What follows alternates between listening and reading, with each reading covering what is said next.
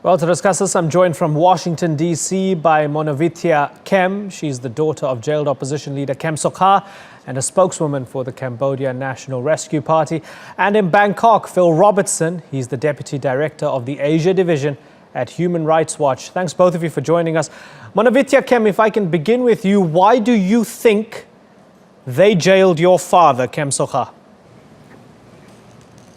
Specifically because there's an election coming up in less than 10 months, and the Hun Sen government is creating an environment where the opposition party cannot function like an opposition party, where civil society cannot function like civil society, and where they shut down media. So all the basic components that you need for a free, fair election are being taken apart.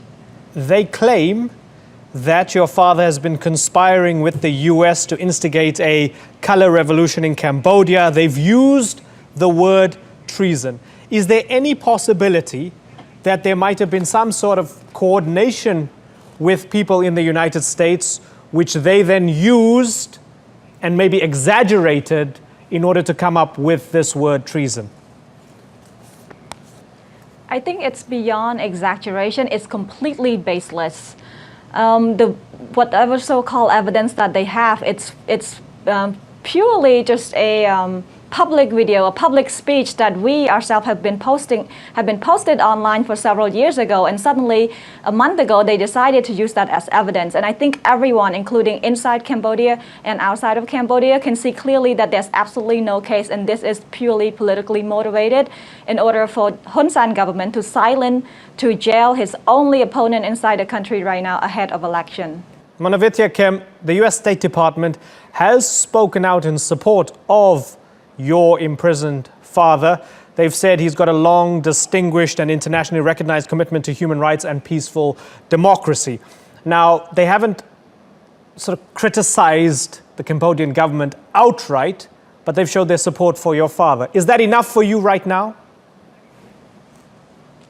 I think the international community as a whole needs to act, not just the United States. And because this is about Cambodia's democracy, this isn't about the US or not about my father in particular. It's about election that we're going to have next year. It's about making sure the election need to be free and fair. And if the current situation continue, there is absolutely no way that the 2018 election will be free and fair. And time is of essence. And right now, if we are the opposition party not able to function, doing normal political parties in order to prepare ourselves for 2018, I think if this situation continue for a few more months, the damages will be irreversible, and there's no way we can reclaim the integrity of the 2018 election. And I believe that action needs to be taken beyond statement, and again, not just from the United States, but from the international community as a whole. They need to act together because they do have obligation, because they are signatory of the Paris Peace Accord. Let's have a listen to what Hun Sen had to say with regards this specific arrest of Kem Sokha. Here's his justification of it. It's very lucky for us that Cambodia has found and arrested the traitor. If the opposition party continues to blockade and defend this traitor, it means the party is also a traitor.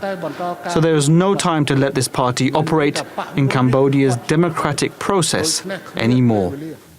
So, Monovithya Kem, there seems to be an inevitability about all of this now. First, they go after the man, then they go after the party. Do you fully expect the party to maybe be banned in the coming months ahead of the elections next year? I don't believe that the Hun Sen government has the intention to ban the party from joining the election. They want a weakened opposition party that cannot fully participate, that cannot fully act as an opposition, so that he can guarantee his victory in 2018. I believe they need the CNRP to be on the ballot to legitimize the process, to legitimize a flawed election. So I think that's where we need to, that's where the international community needs to step in, that the election can only go forward. Not only you need CNRP on the ballot, but you need a CNRP that is functioning fully as we did in the past. And if the situation now continue, even for just the next 2-3 months. There's absolutely no real election for 2018. We need to do a lot of preparation right now for 2018, and our party is falling apart with our leadership and without everyone, including all the MPs, our officials from top to bottom. We're facing physical danger and imprisonment ourselves, so we cannot function as a party. Monovithya Kem, tell me why the CNRP won't protest inside Cambodia. We've seen protests outside in the diaspora. Why won't the opposition have big protests or rallies inside the country? That just shows you how scary the situation is inside the country. Our party officials have fled the country. Some are in hiding. We are not able to operate. Everyone is in fear of their security, of their physical well-being. And in terms of our supporters are just waiting. I think that they have been fed up and they are just waiting for signal from the CNRP whether or not we would hold a mass protest.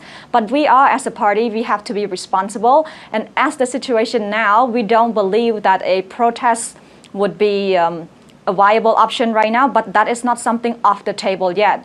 We are right now trying to find solution through dialogues, and that between that would involve more than us and the ruling party. That would involve again the international community.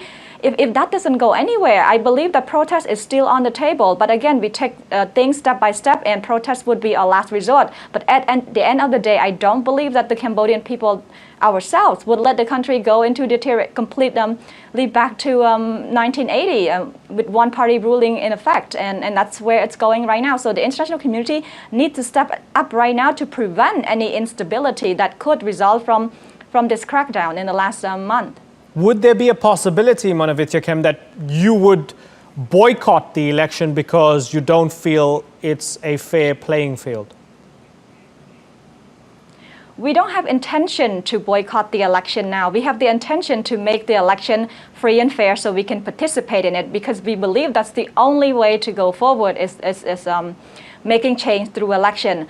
But until then, from now until the next few months, the next several months, if things do not change, there is absolutely no way the election can be free and fair. So it's the decision of the international community, in particular the donors. Are they willing to go forward with an election that they know already? They know already that won't be free and fair, or they're going to take some action that would make the Cambodian government reverse its course. And to add on what Phil was saying, I don't believe that the action that they need to take would actually hurt the Cambodian people. There are many other tools that they can use. There are different stages. And I believe that the Hun Sen government is only testing the commitment of the international community to democracy and human rights in Cambodia. If the international community is able to demonstrate that commitment, I believe the Hun Sen government would back down and reverse the situation. So it's a matter of will, and it's a testing mode right now. And I don't believe that it will come down to donors having to cut all aid, having to cut Cambodia trade privileges. I don't believe it has to go down all the way to that measure.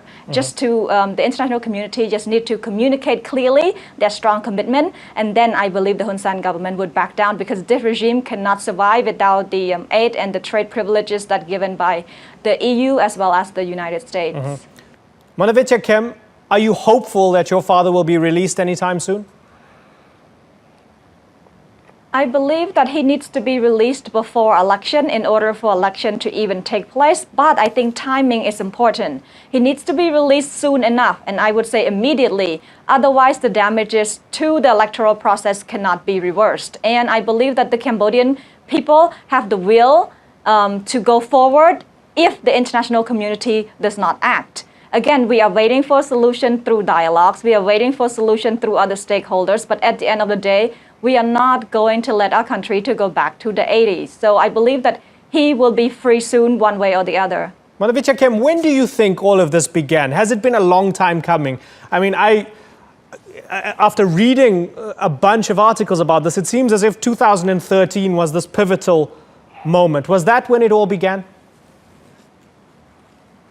Yes, I think we took the ruling party by surprise in 2013, and ever since then, the crackdown has been going on since 2013, and I believe the international community did not take it seriously enough, which is why it has come down to the crackdown leading up to my father's arrest last month. We saw this coming. We knew that before election, the Cambodian government will not allow a stable or a normal environment to exist, because otherwise they will lose 2018 election. So we saw it coming, and the crackdown is not new. It's been going on since 2013, whether or not outsiders were paying close attention. And Monovithya Kem, what's your message to Hun Sen? Release him now, or we will not have a stable Cambodia. Phil, is it that... And that is not in the interest of the Cambodian people or the ruling party. Yes, they were unavailable for comment and they didn't want to participate on the program. Looking forward to talking to them at some point in time. But it's been interesting to find out from both of you what's going on the ground in Cambodia at the moment. Monovithya Kem and Phil Robertson, I have to move on, but I thank you both for joining us on the Newsmakers.